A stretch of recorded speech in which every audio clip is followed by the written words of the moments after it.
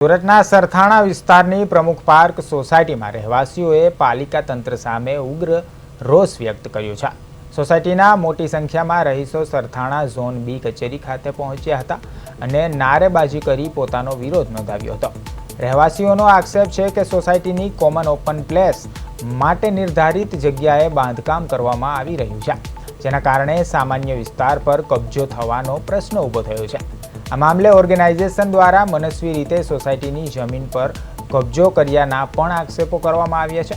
રહેવાસીઓનું કહેવું છે કે તેમણે પાલિકા અધિકારીઓને અનેકવાર મૌખિક અને લેખિત રજૂઆત કરી છે, છતાં કોઈ કાર્યવાહી કરવામાં આવતી નથી, જેના કારણે અંતે તેઓને ઝોન કચેરી ખાતે પહોંચી વિરોધ પ્રદર્શન કરવું પડ્યું છે।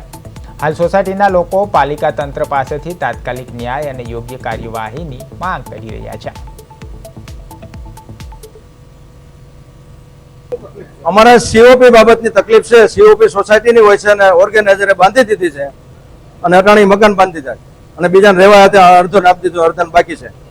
અમે પહેલી અરજી 10મા મહિનામાં કરી દિવાળી પહેલા, અને બીજી અરજી 11મા મહિનામાં, ત્રીજી અરજી પહેલા મહિનામાં, 12મા મહિનામાં, ચોથી અરજી પહેલા મહિનામાં અને ત્રીજા મહિનામાં, અને 15 અરજી ઓનલાઈન કરેલી છે। આ છે ને કાનના બેરા થઈ ગયા છે બધાને, પૈસા બધાને ખિસ્સામાં ભરી દીધા ફૂલ, એટલે કોઈ હોકારો દેતું નથી। અને ગમે ને નાના માણસનું બાંધકામ ક્યાંક અંદર હશે ને તો તોડી આવશે આળા, અને આ અમે અરજી દીધાથી જ થાય છે, તોય આ હોકારો દેતા જ નથી।